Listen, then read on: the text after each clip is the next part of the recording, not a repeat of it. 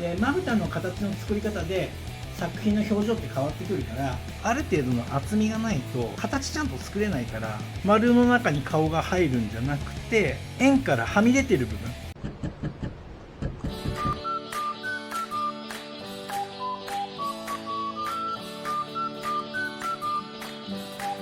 はい、お疲れ様です。虹たまりの北川です。今日もね、フェルト教室始めていきたいと思います。今回はね、技術解説をしていきます。今ね、オーダー作品作ってる最中なんだけども、実際のね、僕のちょっと作業の仕方見てもらって、レッスン動画とかでは読み取れなかったこととか、あとね、僕の方もね、解説しきってないこととかたくさんあるから、本当の僕のね、この作業内容っていうのを見ながら、解説していくんでね、ちょっとね、そこからね、必要なところをね、学び取っていただければいいかなと思います。で、今回はね、まぶたの作り方かな。ここについてね、解説していくので、かなりね、重要な話も入れてるので、ね、最後まで見ていってください。はい、それでは本編いきます。はい、それじゃあ今回はね、今、オーダー作品作ってるんだけど、ちょっとね、その作品作りながら、実際に猫のね、ベースの作り方なんだけども、ちょっとね、参考になるところがいっぱいあると思うので、実際の僕の作業を見てもらいます。今やってるのはね、まず顔のベース、それから喉元、体のベースになるとこね、それをつなぎ合わせてるとこです。で、レッスン動画の中でも言ってるけど、だいたい 12mm の目玉を使うんであれば、これ 12mm ね。だいたい直径4センチくらい。で、丸の高さは 1.5 センチ。で、その土台、砂糖の切り餅みたいな感じで、この四角いのも、だいたい幅4センチ。高さはね、適当でいいんだけども、これも厚さ 1.5 センチくらいがちょうどいいかな。今ね、それをつなげるとこからやっていきます。で、今回ね、これ、作業しながらなぜ解説するかっていうと、今更ね、レッスン動画あるのにさ。っていうのは、ほんとね、狙いはね、どうしてもレッスン動画ってやっちゃうと、なんていうかな、そのやり方、手順にさ、みんなとらわれちゃってるから、最初はそれでもいいんだけども、ある程度、ベースの形がね、作れるようになってきたら、なんていうかな、その作業手順にとらわれることなく、形を作り上げることを目的にしっかりやっていってほしいんだよね。どうしてもさ、この工程では何をしなきゃいけないとか、次の順番はこれだからこれをやらなきゃいけないってなっちゃう人がどうしても多くなっちゃうんだけど、それはね、別に手段の話だってどうでもいいのね。目的はもう形が作れればいいわけだから、だからその形作っていく、こういうさ、ね、この猫顔のベースを形作っていく、これが目的だから、これさえできればいいわけだから、この手順なんてどうでもいい話ね。だけど、最初ゼロスタートだとね、みんなまずどうしていいかわからないから、右も左もわからないから、だからレッスン動画にして、こういう手順でやっていくと、こういう風に作れるんだよっていう風に出してるのね。で、どうしてもレッスン動画だけだとうまくなかなか作れない人がほとんどだと思うの。動画だけじゃちょっとね、伝わらない部分もあるから、ちょっとね、そこをね、補うような動画になればいいかなと思ってね、今回ね、撮影してます。手順にとらわれないでほしいっていうのと、あと実際僕が作っていくところで、どの段階で、例えばさ、この口元をかっちり固めるのかとか、そういったところのそのタイミングの違いがあると思うのね。だからそういうのをちょっとね、ヒントにしてほしいなと思います。多分ね、みんなね、作っていく工程で、例えばこれとこれをくっつける段階ではもうどっちもガチガチにしっかり固めてなきゃいけないんだとか、ね、ヒゲ袋をつけるときにもう最初からきっちりかっちりね、固めなきゃいけないんだとかって多分思っちゃってると思うの。決してそんなことはなくて、作っていく過程の中で少しずつ締め込んでって固くしていくっていうようなイメージでいてくれるといいかな。で、実際の作業を見てもらったらね、そんな風にね、なってるんでね。はい、ちょっとね、見取り稽古じゃないけど、ちょっと僕もね、オーダー作品だから、真剣に作ってるから、多分ね、動画撮影してんだけど、かなり無口になってやると思うから、解説必要なところはね、解説してるけど、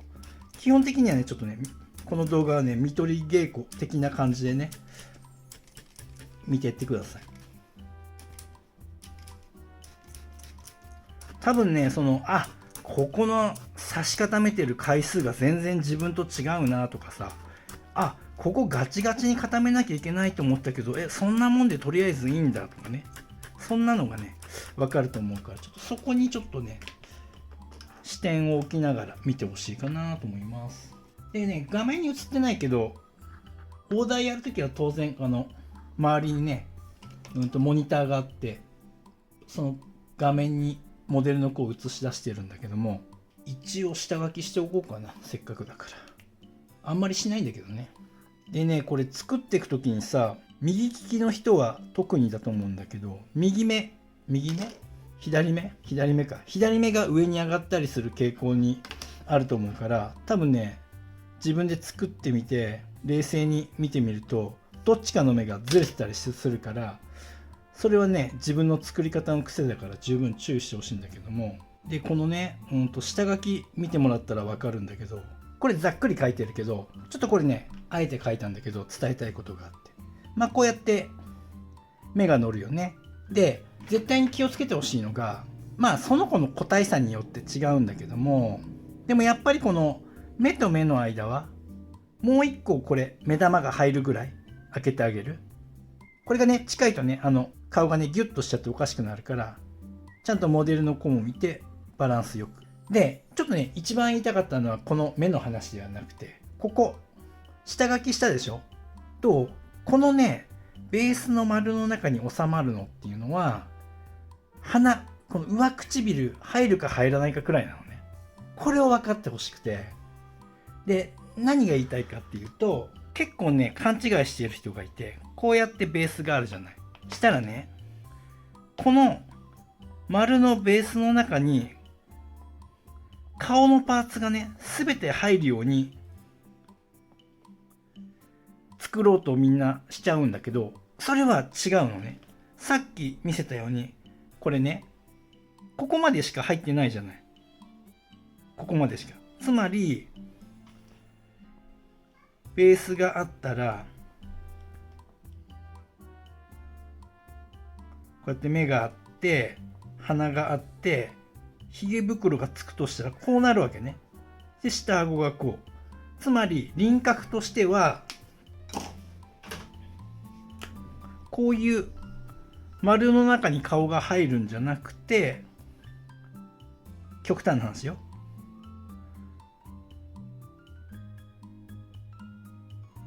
円からはみ出てる部分がある。それが口元になるんだよね、ここね。っていう認識でいてほしいのね。だから猫を描くときに、簡単にだよ。猫を描くときに、こうやって描いたときに、こうやって顔を描くんじゃなくて、こうやって描いてほしいの。簡単に猫イラスト描くときとかね。すると、全然シルエットが違うでしょ。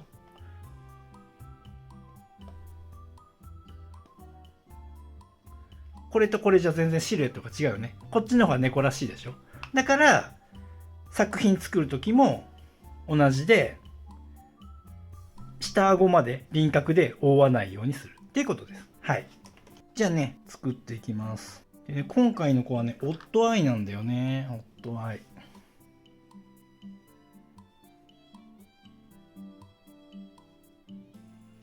で僕はね、目玉接着しないです。しない派です。なぜかっていうと、結構な確率でね、目玉取り外すことが多いので、僕はくっつけません。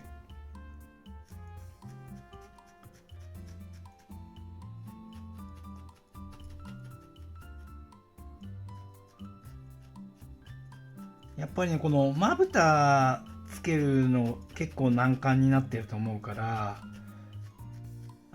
最初つけるのね、分厚くなりすぎなのは良くないけど、ある程度の厚みがないと形ちゃんと作れないから、ある程度のねこの厚さは持たせてあげる。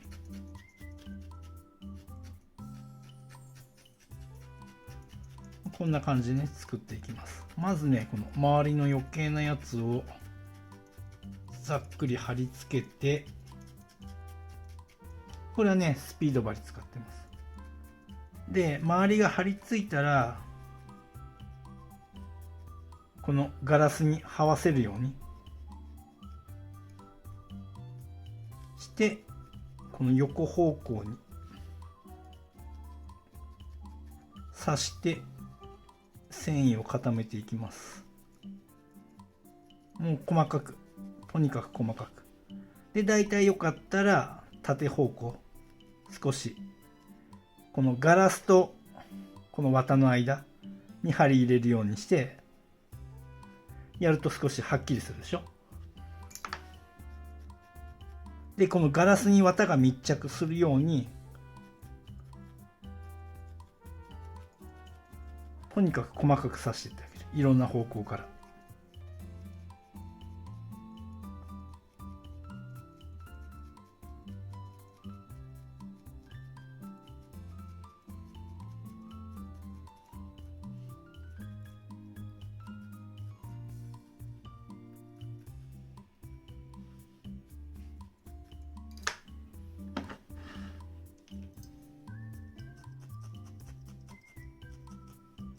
横が良かったら縦からもね。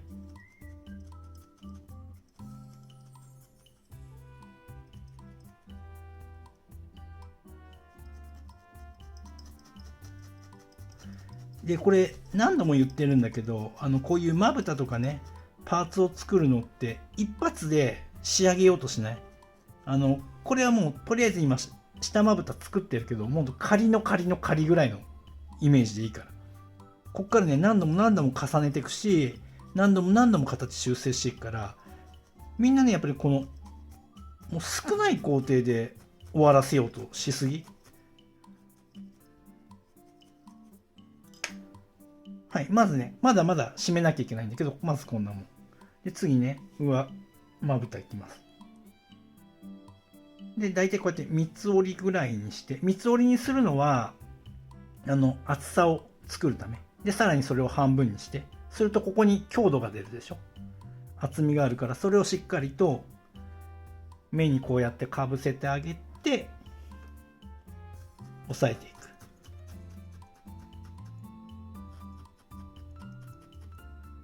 で、このまま刺していくと目がどんどん開いちゃうから、一旦ここでね、上ずれないように押さえて、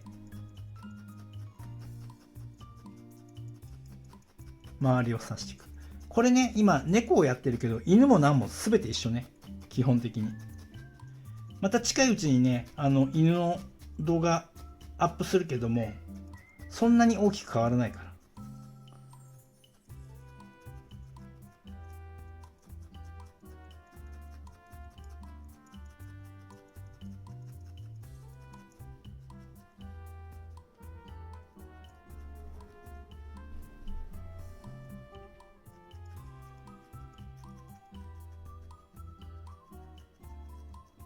これ針先見てほしいんだけど、本当にね、このちょんづきなんだよ、ちょんづき。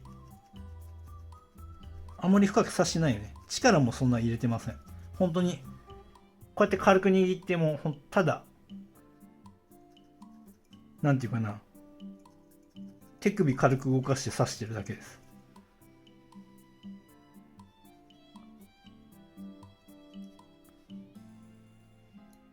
よかったらこのガラスとまぶたのこの間、そこに針入れて、この浮いてる毛を中にしまい込んでやる。で、しまったらさらにまたちょんづきで何度も何度も細かく刺して、ガラスとこの綿を密着させてあげる。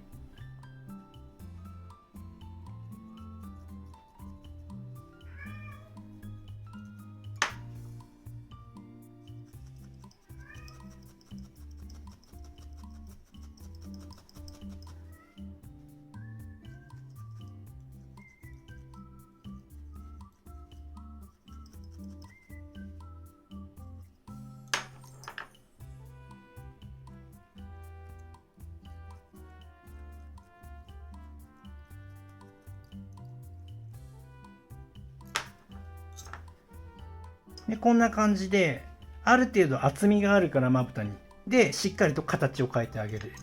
これが、やっぱり厚くなるからって言って、恐れて、もうすごいこの、ね、向こう側が見えるくらい薄い状態でやっても、固めることができないから、そもそもね。だからやっぱりある程度の厚みを作ってあげて、で、それを固めつつ薄くしていくっていうことをねしてください。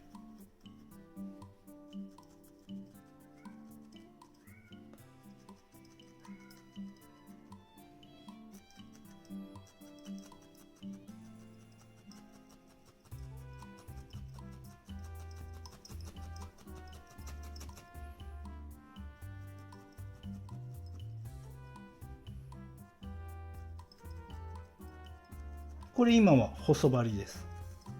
針はね使い分けながら、素早く固めたかったらやっぱりスピード針だし、ある程度細かいことやりたいなら細針だし、あとはねその穴を開けたくないとか、形をねあまり崩さずに締め込んでいきたいってなったら極細針使えばいいし、こうやってね極細なんだけど、今これ針細いからこうやって刺してもね効いてるのか効いてないのかよく分かんないんだけど、最初でも何度も刺したら絶対にこう繊維が重くなってくるの分かるから、刺してね抵抗がかかってくるからさ、で確実に締まっていくから、こうねなんていうかな、根負けせずになるべく細かく何度も何度も丁寧に刺してあげる。すると薄くて強度があってガラスにすごく密着したまぶたを作ることができるから、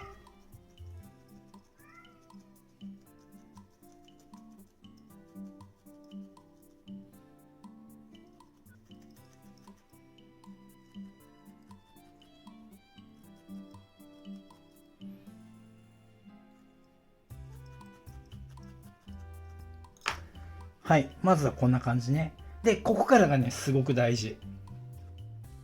これ今見てほしいんだけども、目頭の位置と目尻の位置ね。で、目尻の位置って、下がりすぎちゃうとおかしいし、上がりすぎてもおかしくて、で、どういう風にしなきゃいけないかっていうと、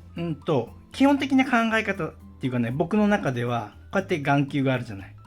目玉があって、で、これをね、8等分するんだけど、簡単に。で、このエリア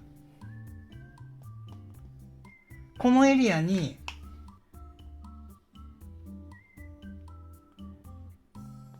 目頭と目尻が来るように作ってます。で、ここに近ければ個体差あるから低い子もいるんだけど、この線を越えることはないです。超えちゃうとすごい突然可愛らしいぬいぐるみみたいな顔になったりするから、基本はこのエリアの中に目頭と目尻は入ってくるっていうように僕はルール付けして作ってます。はい。なので目を作るときにこういうイメージ、これがこういう目になっちゃうとすごい可愛くなっちゃうじゃない、目つきがね。で、逆に今度すごい上がりすぎるととてもおっかない顔になっちゃうじゃない。これもアニメチックになっちゃうしさ。だからさっき言ったこの8等分した時のここを絶対に超えないようにする。目尻目頭っていうのはね。一応そんな風にやってます。作業しながら簡単解説のつもりががっちりね解説始まっちゃったけれども、一応そんな感じで、今言ったようにこれだと目尻がねすごい下にあるのね。これ見てわかるように。で、多くの人があとやりがちなのが、この下まぶたと上まぶたをかぶせてそれで終わりだから、何が起きるかっていうとね、わかるかな、こことこの目尻になる分、ここがねすごく開いちゃうのね。多分心当たりある人いっぱいいると思うんだけど、僕もね昔の作品そうなってんだけど、ここがね開いちゃうので、何が起きるかっていうと、ここの眼球がすごいむき出しになっちゃったりするから、そうではなくてしっかりかぶせてあげる。これねレッスン動画の中じゃ言ってないんだけど難しいから、こうなるじゃない。こうなったと次どうするかっていうと、ここが開いてるしまぶた下がってるから、これはこういうふうに必要な分小さく取って、上まぶたとか下まぶたっていう考え方じゃなくて、もうこの空いてる横にこうやってかぶせちゃう。で、これを固めていく。あ、これ血じゃないよ。ボードマーカーね、さっきの。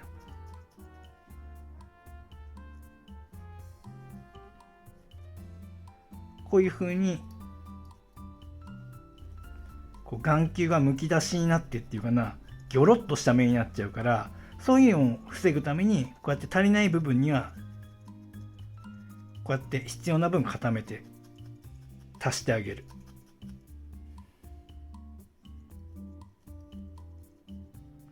で、その時に下がってた目尻の位置を上げつつ、形を作りつつ固めていく。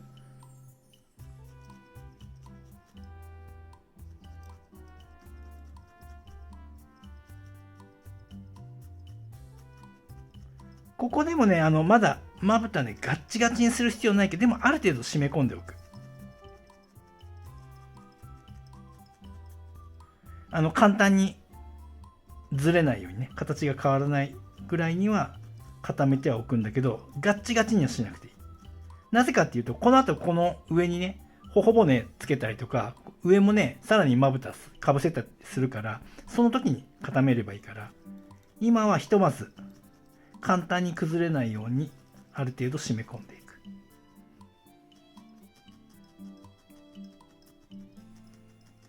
とはいえ、簡単にとはいえね、多分ね、僕の刺してる回数見ると、多分みんなとは全然違うと思う。刺す細かさ、回数とか。僕が簡単にって言ってる感覚は、ひょっとしたらみんなにしたらものすごくになるかもしれないね。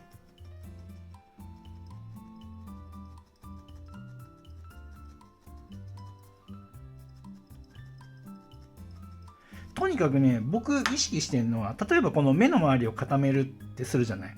ね。そしたらこの固めようってしたエリアに針をこうやってね、一本で入れていくじゃない。その時に、極端な話よ。このガラスからここ3ミリくらいの間を全部刺そうって決めたら、そこにね、この針を刺してないところがもうないんじゃないかっていうぐらい細かく刺していくつもりで刺してる。そしたらもう均等に締まっていくじゃない。絶対に。刺し残しがないように。これがなんかランダムにこうやってね、適当な幅で刺していくと、絶対に緩いとこ出てくるから、それがすごく二度手間になって嫌だから、とにかくこの一列刺したら刺して、またちょっとずつちょっとずつ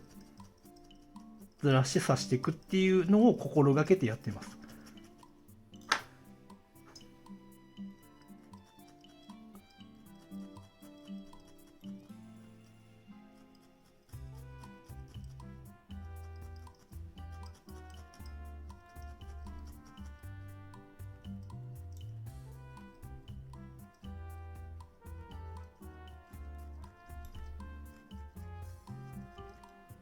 ひとまずこんな感じね。で、もう一つね、その目頭と目尻の位置っていう話と、あとね、上まぶたかぶせるときは必ず、やっぱりね、その作る表情によるけど、黒目の上にしっかりかぶってるように作ってあげる。で、これがね、かぶってないと、黒目にかぶってないとさ、なんかすごいびっくりした表情になっちゃうから、だから自然な表情にするためにも、黒目の上にかぶせてあげるっていうことをね、やってみてください。はい。ちょっとね、まだここまでしか進んでないけど、これね、1本の動画にしたらめちゃくちゃ長くなるから、今回はね、ここまでにします。はい。はい、というわけで今回はね、まぶたのね、作り方っていうところで、ね、話をしました。やっぱりね、作品作っていって大事なのってやっぱりね、表情を作るのに目なんだよね。で、まぶたの形の作り方で作品の表情って変わってくるから、だからね、ここしっかり作れるようになって、いろんな表情のね、猫とか犬とかね、作れるように、ね、なってみてください。はい。で、今回はね、ここまでだけど、引き続きね、この後の工程もね、ちょっとね、いろいろ動画にしてね、こんな風に解説していこうかなと思います。はい、それじゃあね、今回はここまでです。最後までご覧いただきありがとうございました。それではまた。ご覧いただきありがとうございます。このチャンネルは羊毛フェルト作家を仕事にして生計を立てている僕が、フェルト作家を目指している人やもっとスキルアップしたい人、そんな人に向けてリアルな作品の作り方だけではなく、誰も教えてくれない作家になるために必要な考え方、そういったことを発信しているチャンネルです。ぜひね、自分のスキルアップのためにチャンネル登録して活用してください。あと、公式 LINE もやっています。この公式 LINE に登録してくれた方にだけ、僕がやるオンラインレッスンなどの案内が届きます。僕から学んでみたいと思う方は、ぜひね、LINE 登録をお願いします。概要欄にリンクが貼ってあります。そこから登録してください。